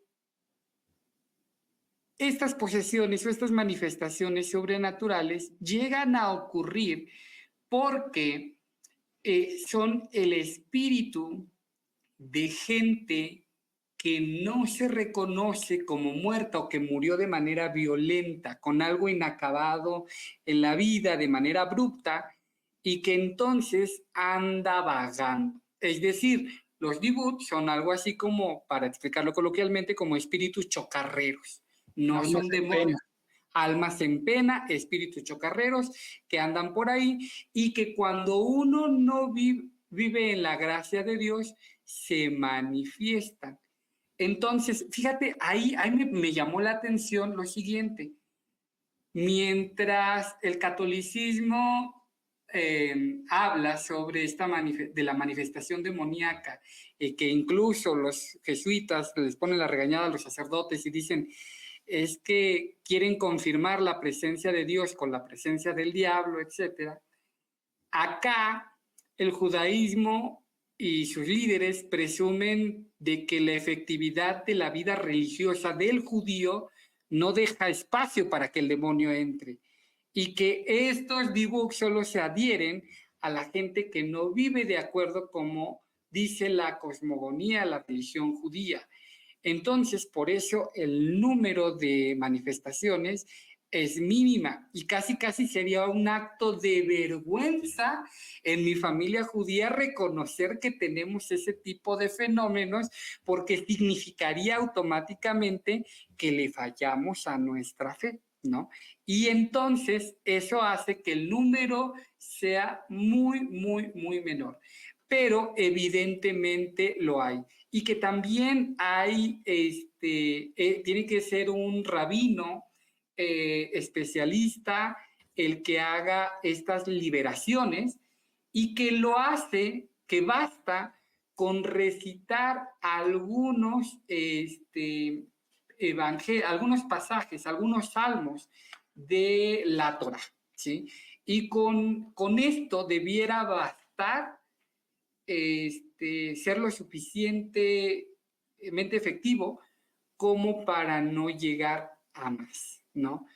Que esto también tiene una visión muy interesante, ¿no? Porque estamos hablando como de casi decir, no, es que a nosotros no se nos trepan los piojos porque nosotros sí nos cuidamos nuestro cabello, ¿no? Mi mami sí me cuida mi cabello, como la del comercial, ¿no?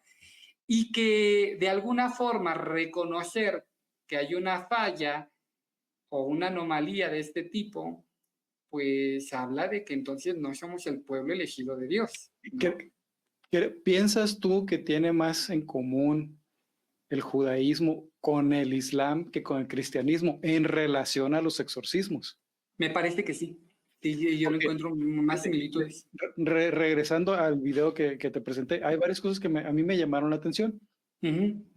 Obviamente el choque cultural pues es grandísimo, ¿no? Alguien que no estamos acostumbrados a algo como el islam. Por eso me llaman la atención muchas cosas. Entre ellas, la concepción de los demonios, porque para ellos son los jinn, ¿no? Y él lo explica bastante entendible. Que, bueno, si lo digo desde la perspectiva cristiana, demonio es invariablemente algo maligno, perverso, nefasto. Sin embargo, para ellos, los jinn pueden ser benéficos, tienen algo así como el libre albedrío. Y habla de Satanás de Lucifer, mejor dicho, cuando se rebela contra el Nepo Baby, ¿no? De Adán, que es el hijo del favorecido del jefe, y dice, no, pues yo no estoy de acuerdo contra el nepotismo, lo corren de la empresa. Sin embargo, siendo una figura maligna, porque él sí habla de que Lucifer, Satanás, es en este caso un demonio, un jinn. Bueno, es el representante sindical. Exacto. Le pide permiso a Dios para estar fastidiando a la humanidad y tiene el permiso. Es algo que me parece a mí muy, muy curioso y muy, no sé. O sea, claro, este asunto del permiso lo justifican justamente con el tema del libre albedrío, ¿no? Como humanos nosotros conocemos la gracia de Dios, pero siempre somos nosotros quienes decidimos sobre nuestro actuar, sobre el sentido de la vida. Y entonces, evidentemente, Satanás está ahí puesto como para tentar, como para engañar. De hecho, el nombre es el engañador, ¿no? Exacto. Y pues tú tienes la libertad de elegir. Lo contrario de ir con Satán, pues es evidentemente una relación buena con Dios y afianzar tu fe. Cómo desde la concepción del demonio, desde el punto de vista islámico, el exorcismo puede resultar algo inconcebible. ¿Por qué? Porque los demonios, y él mismo lo dice también, no son capaces, no tienen la capacidad de ocupar sin permiso un cuerpo, ¿no? Sino que solamente son dos vehículos para acercarte, para tentarte, para desequilibrarte y que tú mismo con tu albedrío tomes las decisiones erróneas, siendo consciente de ellos, pero al no ser consciente no eres capaz de ser declarado culpable, por decirlo así, ¿no? Entonces, esa es la diferencia entre desde el punto de vista del Islam en por qué el exorcismo está mal visto dentro de su religión, cosa que no pasa en el cristianismo. Y que de alguna forma se parece también al judaísmo, el Islam, ¿no? En ese sentido, ¿no? Vamos, y en cuanto a eso, hablando sobre la identidad de género, la diversidad sexual, ¿cuál es la postura oficial del judaísmo? ¿Es también más parecida a la del Islam o a la del cristianismo? Fíjate que cuando comentábamos esto, te decía un poco sobre las corrientes del judaísmo, Claro, ¿no? porque no es un solo judaísmo, ¿no? Como no es Exactamente, un solo cristianismo también. exactamente. Entonces, la rama ortodoxa y conservadora, por supuesto, que muestra una imposibilidad de cambio en torno a estos temas. Evidentemente, una rama liberal que se justifica en que debe de haber una reinterpretación, ¿no? Y que se debe de estudiar los fundamentos por el sentido y no tomar a tabla rasa de manera literal lo que dice, pues esta rama liberal pues es mucho más condescendiente y abierta hacia estos nuevos temas, ¿no? Que es lo mismo que está pasando en el catolicismo, ¿no? En las discusiones que ha tenido, perdón, el tema de si se reconoce un papa o no ecologista, si el control natal debe ser un tema a considerar dentro del catolicismo, etcétera, etcétera, ¿no? Y que justamente ha generado una discusión muy fuerte con la iglesia alemana, que es la más conservadora, y que hace apenas una semana se acaba de dar la renuncia de un cardenal en Estados Unidos, que ha sido uno de los detractores del Papa Francisco, justamente por acusarlo de ser apóstata de la religión y de ir contrario a los preceptos de la Iglesia Católica con estos acuerdos que ha firmado en pro de la Agenda 2030 y de estos acuerdos que tiene o que parece tener el Papa Francisco, pues con la línea liberal también de los gobiernos de Norteamérica. Yo diría apóstata y progresista solamente en apariencia, porque en realidad, si somos sinceros, nada ha cambiado dentro de la iglesia, solamente en apariencia. En apariencia. ¿No?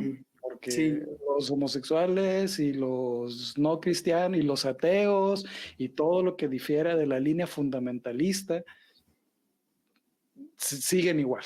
Claro. Creo yo. Pero bueno, eso ya es un tema de otro episodio. Nos da para otro episodio.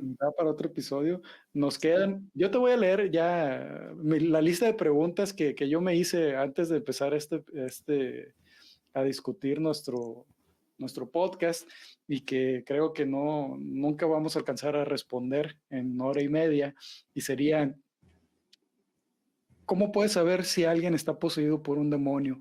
¿Cuántos tipos de exorcismos hay? Si es que hay variaciones en ellos. ¿Pueden los ateos ser poseídos? Y variaciones a esta pregunta sería: ¿puede alguien no cristiano ser poseído por un demonio cristiano? O viceversa, ¿no? ¿Puede, por ejemplo, un cristiano ser poseído por un demonio japonés, por decirlo así?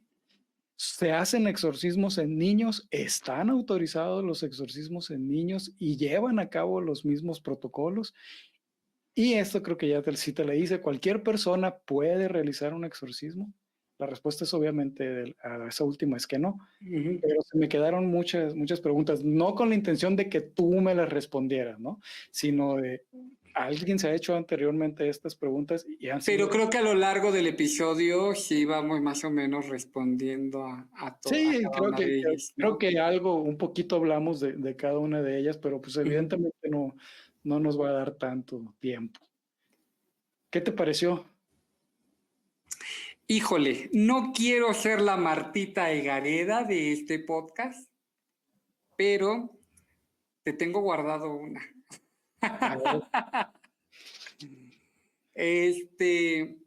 Mira, mi postura en este sentido es ambigua y controversial. Y te voy a decir por qué. Porque coincido racionalmente en que hay malos diagnósticos, en que tal vez en muchas ocasiones no se ha ahondado lo suficiente en el descarte de estudios clínicos para poder llegar a la raíz del problema. Sin embargo, en el año 2017, que yo te comentaba también en un episodio de brujería, trabajé de cerca con muchos grupos religiosos en un proyecto en el que estuve involucrado por más de 5 años, lo cual me dio para conocer a muchos líderes religiosos y tuve una amistad muy cercana con uno de ellos, pues ligado finalmente a una corriente cristiana, ¿sí?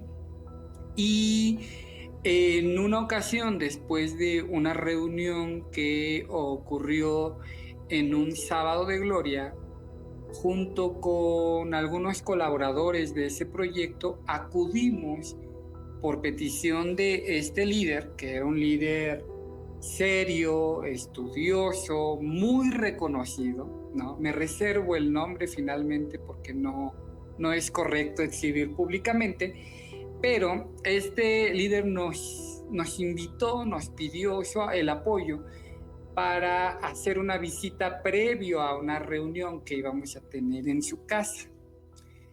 Y cuando acudimos a el domicilio, a esta visita, se trataba de el tercer ritual de exorcismo que practicaba a una niña de 12 años.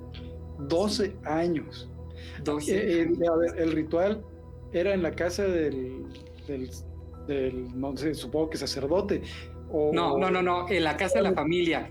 Íbamos a casa del sacerdote, pero hicimos una escala para visitar a la familia para atender a esta demanda del ritual, ¿sí?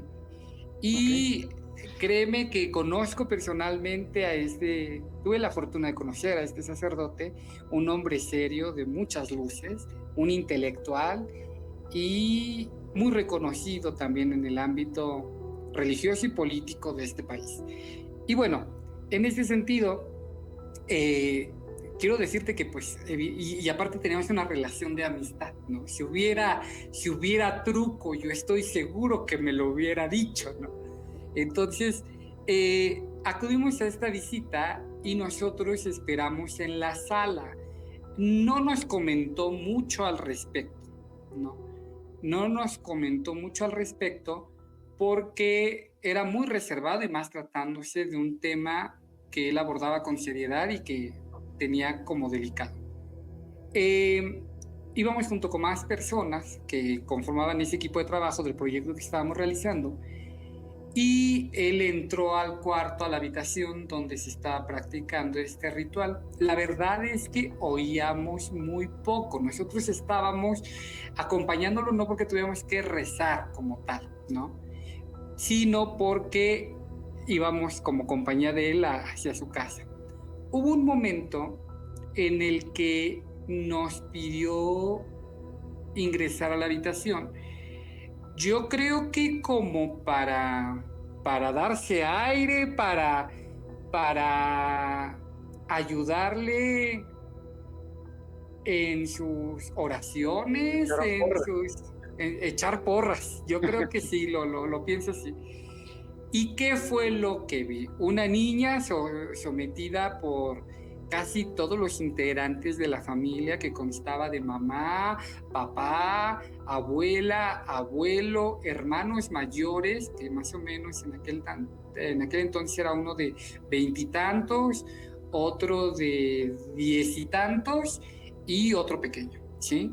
Entonces, entre todos intentando, pues, evitar que no que no se hiciera daño a la niña, porque de repente tenía rasgos de arañarse, lo hacía sola, también atacaba a los demás, ya había mordido al papá.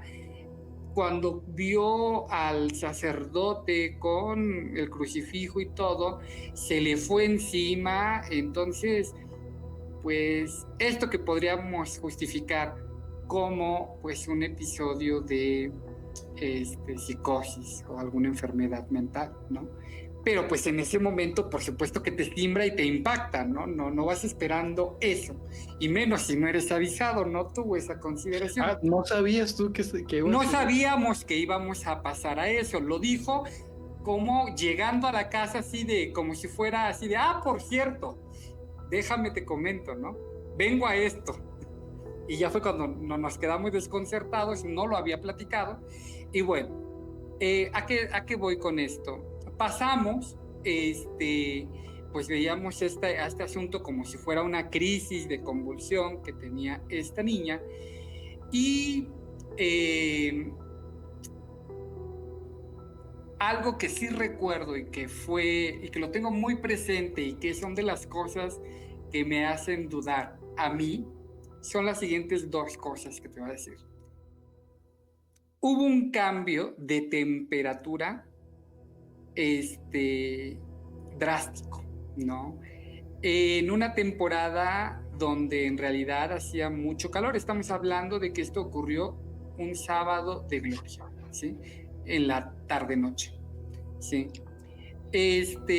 Veníamos de un clima normal, sin nubes, y lo que había desde que entramos a la casa era un frío de esos de que sí ocupas chamarra y todo. Y mira que yo no soy friolento, soy hijo del aire acondicionado.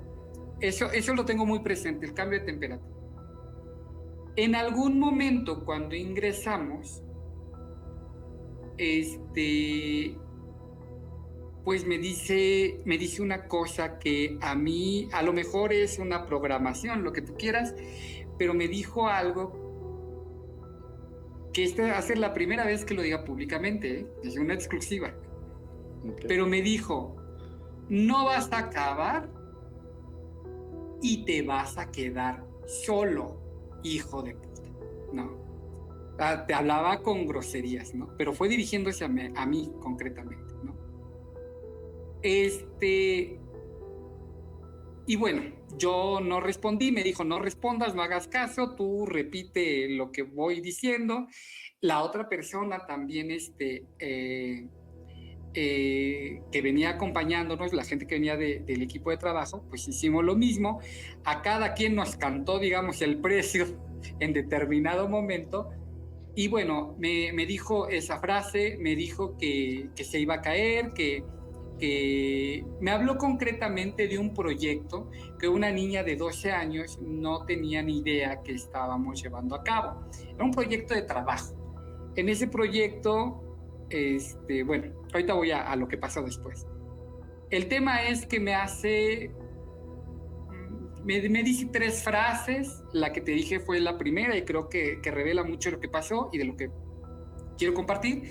Las otras 2 son cuestiones que a mí me parecieron muy personales, pero bueno, pasó, se concluyó el ritual, la niña logró estabilizarse, después de todo eso parecía bastante normal y la realidad es que los que ahí estuvimos presentes quedamos impactados. No supimos ni quisimos preguntar, después de que nos cantaron el precio tan feo, si regresó, qué fin tuvo esa historia.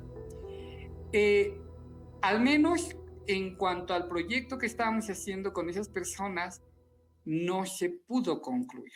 Quedó trunco porque hubo decisiones dentro de la organización en la que trabajábamos que lo atacaron y lo destruyeron, ¿no? Al grado de que yo en esas funciones pues quedé inhabilitado. Y sí me quedé solo. Y no solo, requete solo. Y no porque me hayan echado para afuera, sino porque todos los que estuvimos ahí presentes, digo, exceptuando a la familia que no sé qué haya pasado con ese caso, pues ya no viven, ¿no? Soy el único que está en la actualidad. Me quedé solo. ¿No? No sé qué decirte. La verdad es que no sé qué decirte. Y bueno, obviamente ahorita podemos hacer lecturas, tuvo que ver la sugestión, la programación neurolingüística, sí, claro. A ver, todo hacer mil explicaciones. Te estoy platicando una experiencia, yo no estoy diciendo que sea real, solo fue una anécdota, una experiencia. Pensé mucho en platicarla porque realmente aprecio mucho a esta gente que compartía conmigo en esos años, sobre todo a este sacerdote. Y bueno, pero se dio, ¿no? Entonces me impactó. Seguramente, a lo mejor puedes decir, pues eso que dices es muy ambiguo. Yo siento que no, porque de verdad que era un proyecto en el que habíamos trabajado mucho y gente muy talentosa, teníamos todo para triunfar y acabó muy mal. Y el tema y no sabía que estábamos trabajando en un proyecto, es más, no sabía que era yo, qué tal si era otro sacerdote, el monaguillo, o sea, no había referencias, no conocíamos a la familia, ¿no? Y el otro tema, pues es que ya al paso del tiempo, las circunstancias de la vida parece que nos juegan de repente chistes o trampas, o ve tú a saber, pero efectivamente, ¿no? Al menos sabemos, había ahí 4 personas que al día de hoy ninguna está viva, ¿no? En circunstancias diferentes, en diferentes tiempos, pues todos han fallecido, ¿no? Entonces, a veces cuando, no me gusta pensar en esto, pero a veces me hace mucho sentido aquella frase de él, te vas a quedar solo, ¿no? Bueno, podría darte muchas interpretaciones, pero claro, finalmente, todo van a ser especulaciones de mi parte, pues. No, y hay sesgos, ¿no? Sesgos igual, ya hablamos de ello. Solo creo que esta anécdota le pone mucho ajonjolí a mole. Deberías haber empezado con esta anécdota. Pues muy bien, vamos a irnos, si no un exorcismo, por lo menos una limpia ahí al Zócalo. Sí, para poder grabar episodios bien y completos. Irónicamente a Catedral, ¿no? Ahí donde se mezcla todo, todas las creencias. Sí. El sincretismo religioso. Así es. Sí. Para que el podcast ya no nos salga tan accidentado. O comenzar a hablar de temas mucho más mundanos, ¿no? Como si Zapata tenía piojos o no, o algo así. Dicen que tenía su ambigüedad, ¿no? Desde el punto de vista sexual, que el bigotón y el sombrerote era de adorno. No lo sé, pero suena curiosa la anécdota. La anécdota. Pero muy bien, pues les agradecemos a los que aguantaron estas casi 2 horas de discusión, de anécdotas. Recuerden que es un podcast hecho con cariño, por favor. Si lo aprecian, si aprecian nuestro trabajo, esperamos sus comentarios. Tenemos una página. Así es, bueno, todavía no, ya llegará el momento, ¿no? Pero ahorita es puramente altruista Enigma Sonoro. Tenemos una página de Facebook, estamos en Spotify, en YouTube, en TikTok también, Julio, ¿verdad? ¿En qué otras plataformas? En TikTok, y próximamente me parece que ya en estos días empiezan a aparecer los episodios también en Amazon y en Castbox. Perfecto. Sí. Pero búsquenos en las que ya estamos, suscríbanse, es muy importante que se suscriban y también es muy importante que nos comenten porque eso ayuda a los algoritmos. Y bueno, YouTube no pasa su mejor momento para los creadores de contenido, entonces este aspecto sí es muy importante. Y si no le aparecemos, si se olvida de nosotros, si por el algoritmo no le salimos, pues búsquenos, ya sabe que nos llamamos Enigma Sonoro y siempre vamos a estar ahí haciendo nuestro mejor esfuerzo para sorprenderlos con algún tema intrigante, pues abordado desde el pensamiento crítico y desde nuestros propios sesgos cognitivos. Perfecto. Y antes de irnos, solamente les voy a hacer una recomendación. Empecé a ver una serie que se llama Evil, Maldad. Es de Paramount y curiosamente es de un equipo de un sacerdote, una psicóloga y un escéptico total que se dedican a investigar casos de posesiones demoníacas, infestaciones, esos términos, todos los que nos contaste los manejan en esa serie. Y obviamente, para darle más emoción a la serie, está visto explican las situaciones, no les voy a contar todo de qué trata la serie, pero explican las situaciones siempre encuentran el punto de vista racional, pero nunca descartan lo paranormal. Está entretenida, son 4 temporadas, creo que voy por la 3, te la recomiendo. Gracias. Bueno, pues mi recomendación de cine es la película Pánico en la Montaña con Pedrito Fernández y Resortes, ¿no? Gracias a todos por, por sintonizarnos. Hasta luego. Cuídense, saludos.